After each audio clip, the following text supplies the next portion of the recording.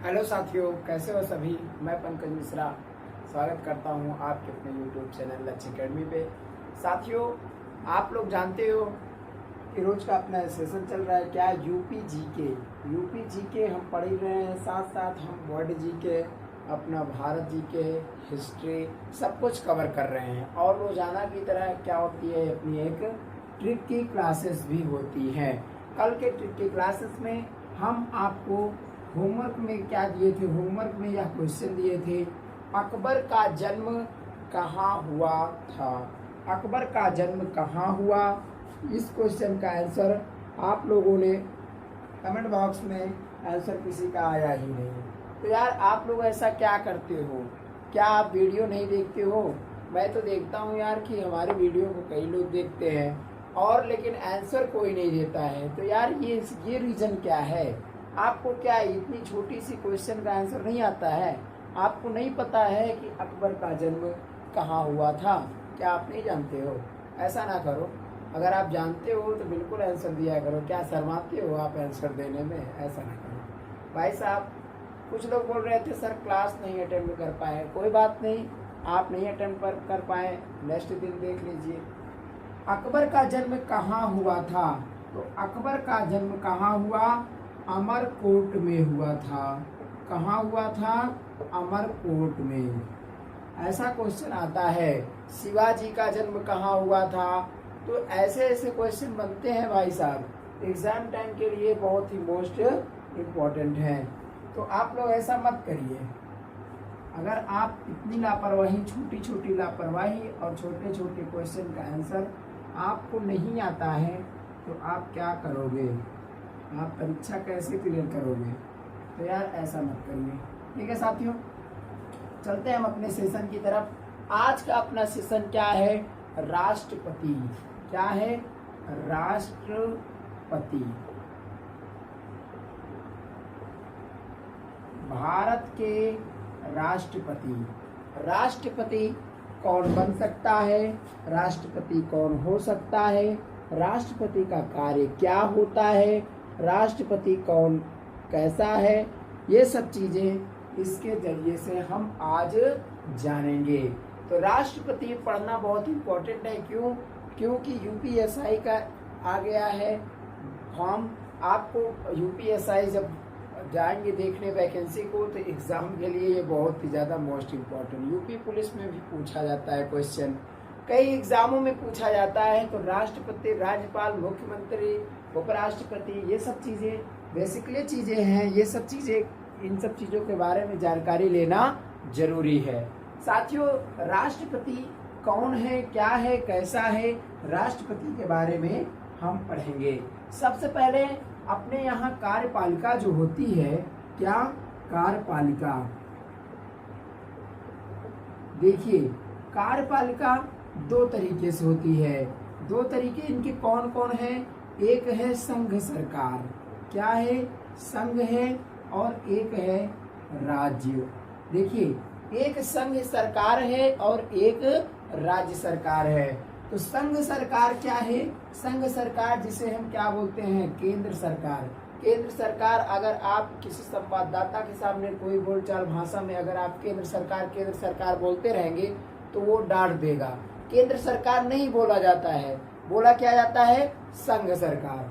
संघ सरकार होता है और राज्य सरकार। तो राज्य सरकार और संघ सरकार, इनका कार्यपालिका का प्रमुख कौन होता है। देखिए, संघ में क्या होता है, संघ में राष्ट्रपति कार्यपालिका का प्रमुख होता है। क्या होता है, कार्यपालिका का प्रमुख कौन होता है, संघ सरकार में राष्ट्रपति और राज्य सरकार में राज्यपाल होता है। कौन होता है, राज्यपाल। हम आपको पूरा फुल एक्सप्लेनेशन के साथ में हम आपको समझा देंगे। आप लोग केवल वीडियो देखिए और धैर्य के साथ कॉपी और पेन लेकर के बैठिए, क्योंकि नोट्स जरूर बनाइए, नोट करते चलिए और इसको याद भी करते चलिए।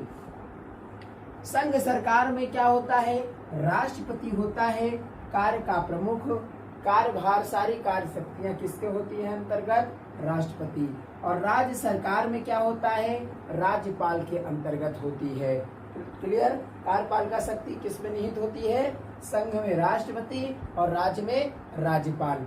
लेकिन यही क्वेश्चन अभी आपसे और पूछ लिया जाए कि संघ का वास्तविक कार्यपालिका शक्ति किससे निहित होती है? संघ का वास्तविक कार्यपालिका का प्रमुख कौन होता है? कार्यपालिका संघ में कार्यपालिका का प्रमुख राष्ट्रपति होता है, लेकिन वास्तविक कार्यपालिका का वास्तविक प्रमुख कौन होता है अगर पूछ लिया जाए तो संघ में प्रधानमंत्री जी होते हैं। कौन होते हैं? प्रधानमंत्री होते हैं। वास्तविक प्रमुख कौन होते हैं? प्रधानमंत्री। और यहाँ पर राज्य का प्रमुख कौन होता है? राज्यपाल होता है। और राज्यपाल, और यही पूछ लिया जाए क्वेश्चन कि वास्तविक प्रमुख कौन होता है, तो वास्तविक प्रमुख कौन होता है? मुख्यमंत्री होते हैं, चीफ मिनिस्टर होते हैं। तो ये सब चीजें बहुत ही इम्पोर्टेंट एग्जाम के लिए हैं। आप इसे समझ लीजिए, पूरी तरह से समझ लीजिए, इसमें कोई डाउट नहीं करना है। अगर आप डाउट पे हो तो एक बार फिर से समझ लीजिए। संघ में राष्ट्रपति कार्य का प्रमुख होता है, वास्तविक प्रमुख प्रधानमंत्री होता है। राज्य में कार्यपालिका शक्ति किसमें निहित होती है? राज्य की कार्यपालिका शक्ति राज्यपाल में निहित होती है। वास्तविक प्रमुख कौन होता है? मुख्यमंत्री होता है। क्लियर साथियों, उम्मीद करते हैं आपको समझ में आ गया होगा। अब चलते हैं कार्यपालिका शक्ति, तो ये चल ही रही है। स्पेशल हम पढ़ेंगे पहले राष्ट्रपति जी के बारे में। राज्यपाल के बारे में हम आपको पढ़ा चुके हैं। कुछ लोग कमेंट कर रहे थे सर थोड़ा सा और पढ़ाइए उनके बारे में कुछ और, तो ऐसी चीजें बोल रहे थे, फिर भी आपको हम पढ़ा चुके हैं। राज्यपाल पढ़ा दिए हैं, आज राष्ट्रपति पढ़ाएंगे, फिर उसके बाद प्रधानमंत्री, मुख्यमंत्री, ऐसे ऐसे करके एक एक चीजें हम रोजाना की तरह क्लियर कर देंगे। साथियों, अनुच्छेद 52 के तहत अनुच्छेद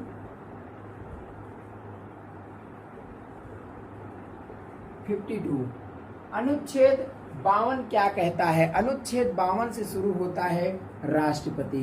राष्ट्रपति अनुच्छेद 52 का संबंध किससे है? राष्ट्रपति के पद से है। किससे है? राष्ट्रपति का पद। राष्ट्रपति के पद से अनुच्छेद 52 का संबंध है। उसके बाद में आ जाता है, आपको हम शॉर्टकट में पढ़ाएंगे जो इम्पोर्टेंट है एग्जाम के लिए। बाकी दुनिया की कहानी बताना, उसको इधर करना उधर करना, उससे कोई मतलब नहीं, क्योंकि वो एग्जाम में पूछा ही नहीं जाएगा। जो एग्जाम में पूछा जाएगा वही चीजें हम आपको क्लियर करवा देंगे। उसके बाद आ जाता है अनुच्छेद 53। अनुच्छेद 53 क्या कहता है? अनुच्छेद, आपसे डायरेक्ट अनुच्छेद भी पूछ लेगा एग्जाम में, आपको बताना पड़ जाएगा। अनुच्छेद 53 का संबंध है कार्य शक्ति, यानी कि राष्ट्रपति को कार्य शक्ति क्या क्या मिली है, यह अनुच्छेद 53 बोलता है। ऐसा क्वेश्चन आपसे पूछा जा सकता है कि अनुच्छेद 53 का संबंध निम्नलिखित में से किससे है, तब आपको अगर पता रहेगा तभी आप बता पाओगे। उसके बाद आ जाता है अनुच्छेद 54। अनुच्छेद 54 क्या? निर्वाचन। अनुच्छेद 54 का संबंध किससे है? निर्वाचन से है। राष्ट्रपति का निर्वाचन होता है, वह चुना जाता है, उसकी वोटिंग होती है। राष्ट्रपति का निर्वाचन, राष्ट्रपति का निर्वाचन में कौन कौन वोटिंग करता है? इन्हें हम निर्वाचित मंडल कहते हैं। कौन कौन करता है आपको पता है? राष्ट्रपति का निर्वाचन, राष्ट्रपति का निर्वाचन में कौन वोटिंग करता है आपको अब हम बताते हैं। अनुच्छेद 54 का संबंध किससे है? अनुच्छेद 54 का संबंध निर्वाचन से है। तो एक क्वेश्चन यहाँ पे ये उठ सकता है कि राष्ट्रपति को जो निर्वाचन होता है तो उनको वोटिंग कौन करता है? भाई हम लोग तो करते नहीं हैं। क्यों नहीं कर पाते? क्योंकि हम उस योग्य हैं ही नहीं, सांसद और वो लोग करते हैं। तो ये सब चीजें हैं, तो कौन कौन करता है उनके बारे में हम डिटेल में पढ़ेंगे। साथियों, आप लोग इसे नोट करते चलिएगा। अनुच्छेद 54 निर्वाचन। निर्वाचन में कैसे निर्वाचन होता है, इनको वोटिंग कौन कौन करता है। राष्ट्रपति को वोटिंग कौन कौन करता है। देखिए हम सीधे सीधे लैंग्वेज में आपसे हम बात कर रहे हैं ताकि आपके समझ में आ सके कि हाँ ये सब क्या चीजें हैं। देखिए निर्वाचन, राष्ट्रपति का निर्वाचन मंडल के तहत होता है। निर्वाचन मंडल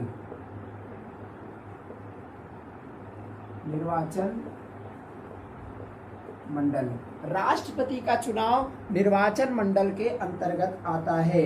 इनको वोट लोकसभा के निर्वाचित सदस्य, राज्यसभा के निर्वाचित सदस्य कौन कौन करते हैं। देखिए इनको करते हैं लोकसभा,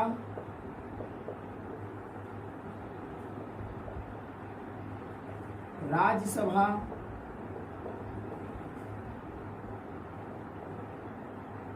विधानसभा। कौन कौन करता है ये चीज हम आपको क्लियर करवा दे रहे हैं। लोकसभा, निर्वाचन सभा और लोकसभा, राज्यसभा और विधानसभा। उसके बाद कौन कौन करता है, अभी दो और हैं। दो और कौन है, लोकसभा, राज्यसभा, विधानसभा। उसके बाद आ जाते हैं दिल्ली और पुडुचेरी के विधानसभा। कौन आ जाते हैं, दिल्ली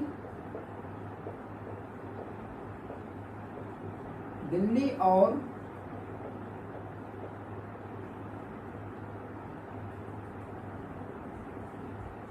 पुडुचेरी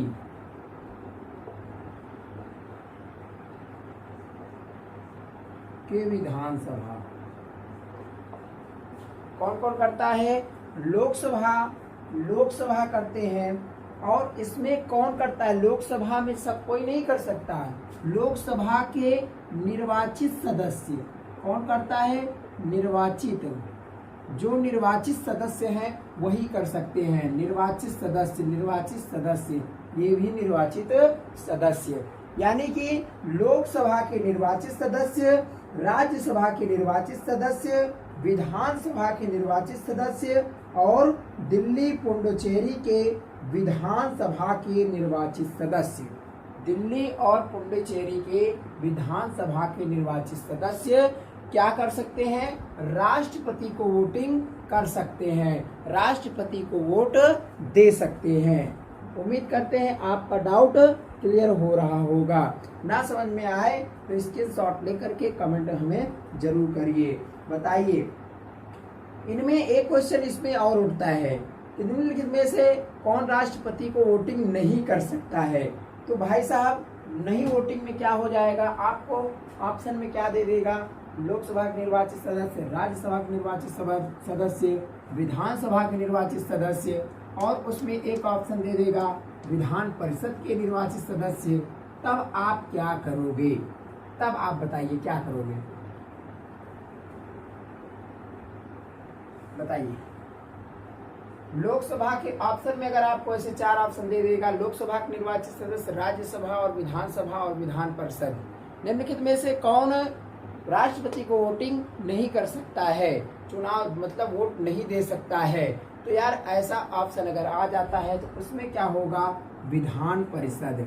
क्या, विधान परिषद। विधान परिषद के सदस्य राष्ट्रपति को वोट नहीं दे सकते हैं। क्या कर सकते हैं, राष्ट्रपति को वोट वो बिल्कुल नहीं दे सकते। क्यों नहीं दे सकते, क्योंकि आपको पता होना चाहिए कि विधान परिषद क्या है। विधान परिषद जितने राज्य हैं उतने विधान परिषद नहीं हैं, उतने विधान परिषद नहीं है। और राष्ट्रपति का चुनाव एक बराबरी का होता है, सभी राज्यों के लिए सीमित होता है, एक बराबर होता है, जितना उनके पास है बस उतना ही करें। विधान परिषद हर एक राज्यों में नहीं है, इसीलिए विधान परिषद के सदस्य नहीं कर पाते हैं। अगर ऐसा होने लगेगा तो क्या जहां जहां जिस राज्य में विधान परिषद है उस राज्य का चुनाव भारी पड़ जाएगा, और जिस राज्य में नहीं है विधान परिषद उनको काफी नुकसान होने लग जाएगा। बस यही कारण है। उसके बाद आ जाता है अनुच्छेद 54 क्लियर हो गया। उसके बाद आ जाता है अनुच्छेद 55। अनुच्छेद 55 क्या कहता है इसे हम जानते हैं। अनुच्छेद 55 क्या बोलता है? निर्वाचन की रीति, निर्वाचन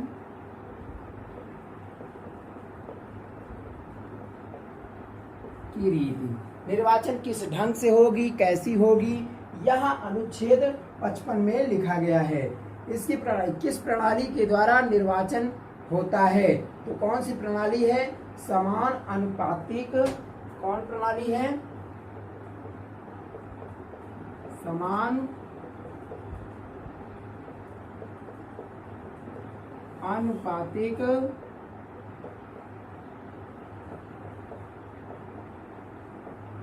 प्रतिनिधित्व प्रणाली।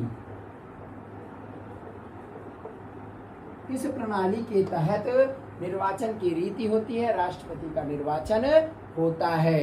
साथियों, ये मोस्ट इम्पोर्टेंट क्वेश्चन है, कई बार वीडियो और लेखपाल यूपीएसआई के एग्जाम में आ चुका है, यूपी पुलिस के एग्जाम में भी पूछा जा चुका है। इस प्रणाली को आप याद कर लीजिए। आपसे डायरेक्ट पूछा जा सकता है कि राष्ट्रपति का निर्वाचन किस प्रणाली के तहत होता है। तो क्या होता है? समान अनुपातिक प्रतिनिधित्व प्रणाली। आप इसे जरूर से जरूर याद कर लीजिए। किस तहत होता है? समान अनुपातिक प्रतिनिधित्व प्रणाली। क्लियर साथियों? उसके बाद आ जाता है अनुच्छेद 56। 55 हो गया। 55 के बाद में क्या आ जाता है? अनुच्छेद 56। 56 क्या कहता है? आर्टिकल 56।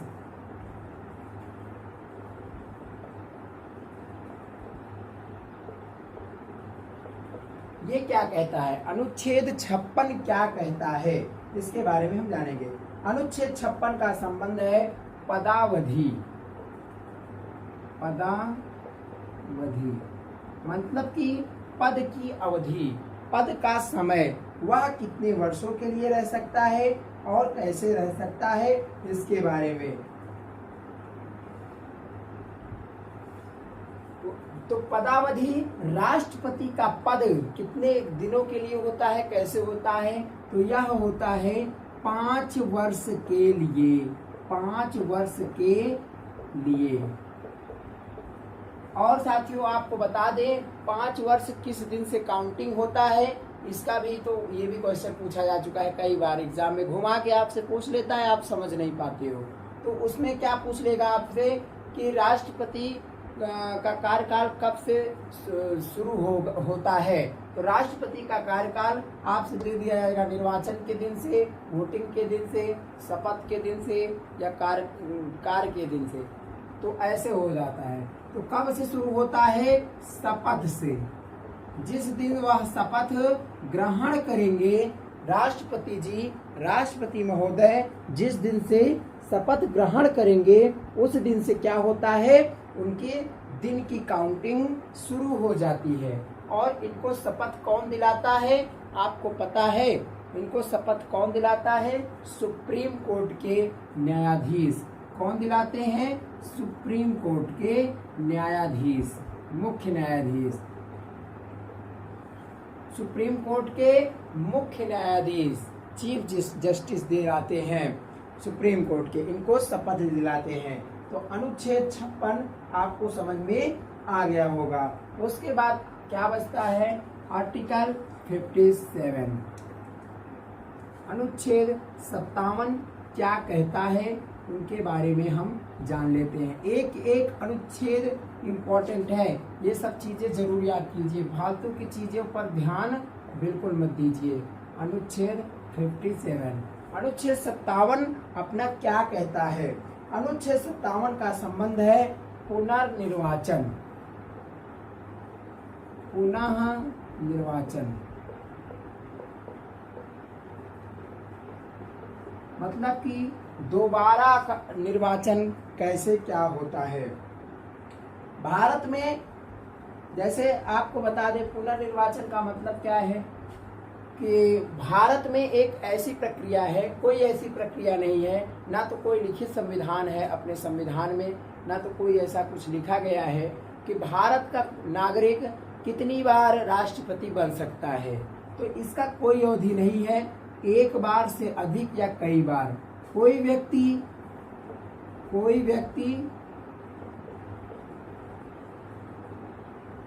कितनी बार भी, अगर आप 150 साल तक जीवित रहते हो, तो अगर आप राष्ट्रपति के लायक हो, आपके पास इतनी योग्यता है, तो आप चाहे जितनी बार चुनाव लड़ करके आप जीत सकते हो, राष्ट्रपति बन सकते हो। ऐसा कोई संविधान में कोई बात नहीं कही गई है कि आप एक बार राष्ट्रपति बन सकते हैं या 2 बार बन सकते हैं या 4 बार बन सकते हैं।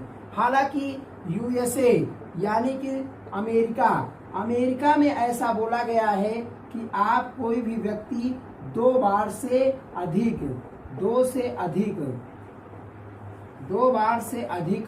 राष्ट्रपति नहीं बन सकता है। अभी हाल ताज की बात है, आपको पता है पुतिन जी ने क्या किया, जो रूस में जिनका शासन चल रहा है, पुतिन जी ने क्या किया, उनकी समयावधि खत्म हो गई। अब वो नहीं बन सकते, अपने पद पर नहीं रह सकते। तो उन्होंने क्या किया कि संविधान संशोधन कर दिए। क्या किए? संविधान संशोधन कर डाले। अपने कार्यकाल में रहते हुए ही वो संविधान संशोधन कर दिए और उसमें क्या लिखवा दिए कि कोई भी नागरिक रूस में कम से कम 5 बार राष्ट्रपति बन सकता है। अब बताइए, ये तो सरासर बेईमानी है। वो ऐसा माना जाता है कि वो जहाँ के भी चाहते हैं वहीं का वो अपना सत्ता शासन चलाना शुरू कर देते हैं। ठीक है साथियों, उसके बाद आ जाता है अनुच्छेद 58। अनुच्छेद 58 क्या कहता है? अनुच्छेद 58 का संबंध है योग्यता, राष्ट्रपति की योग्यता कैसी होनी चाहिए, क्या होनी चाहिए, ये सब चीजें राष्ट्रपति अनुच्छेद 58 के अंतर्गत कही गई है। तो योग्यता क्या होनी चाहिए? पहली चीज, भारत का नागरिक हो। ये तो भाई सबको फॉलो करता है, भारत का नागरिक हो।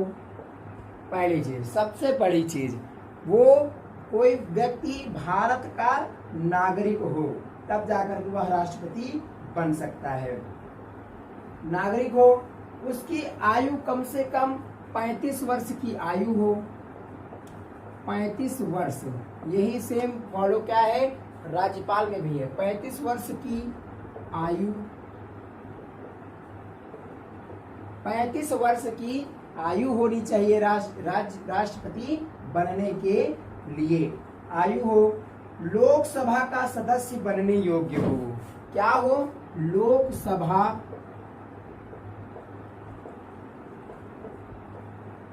का सदस्य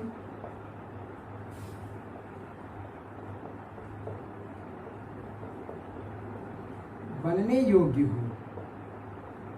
लोकसभा का सदस्य बनने के योग्य हो। और उसके बाद में क्या होता है कि किसी भी लाभ के पद पर ना हो। क्या हो? लाभ के पद पर ना हो। लाभ के पद पर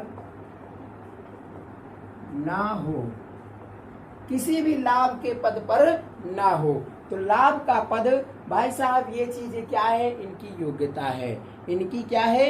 योग्यता है। लेकिन साथियों, क्या आपको पता है, अगर इतनी योग्यता होती इनकी, तो इतनी योग्यता में लगभग भारत के नागरिक जो हैं, आधे लोग ऐसे भारत के निकल जाते, भारत के पूरे आधे लोग ऐसे निकल जाते।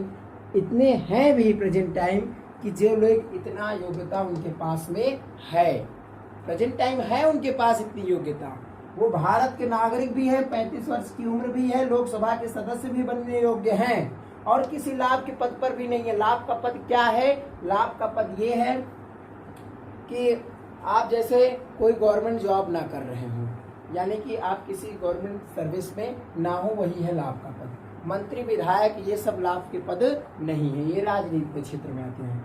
तो ये चीजें हैं। आप ये सोचिए, इतना अगर योग्यता होती इनकी, तब तो यार जाहिर सी बात है कि कोई भी राष्ट्रपति का चुनाव लड़ सकता है। पता लगा एक सीट है राष्ट्रपति का और 50,000 लोग राष्ट्रपति के लिए खड़े हो गए, तो यार ऐसे नहीं होता।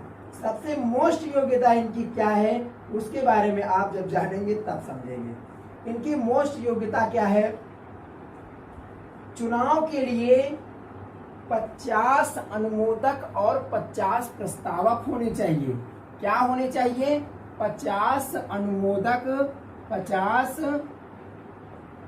अनुमोदक, ये क्वेश्चन पूछा जा चुका है। अनुमोदक, 50 प्रस्तावक।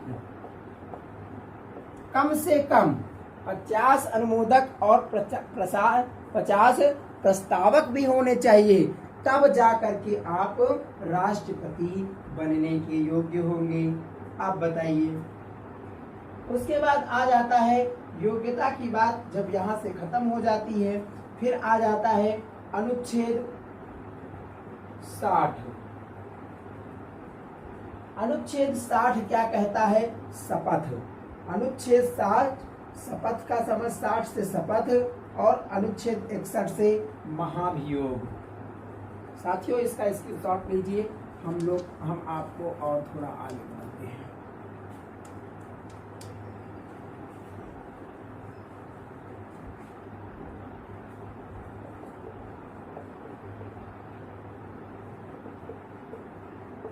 शपथ इन्हें कौन दिलाता है? सुप्रीम कोर्ट के न्यायाधीश। कौन दिलाता है?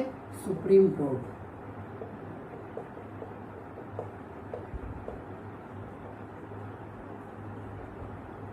मुख्य न्यायाधीश।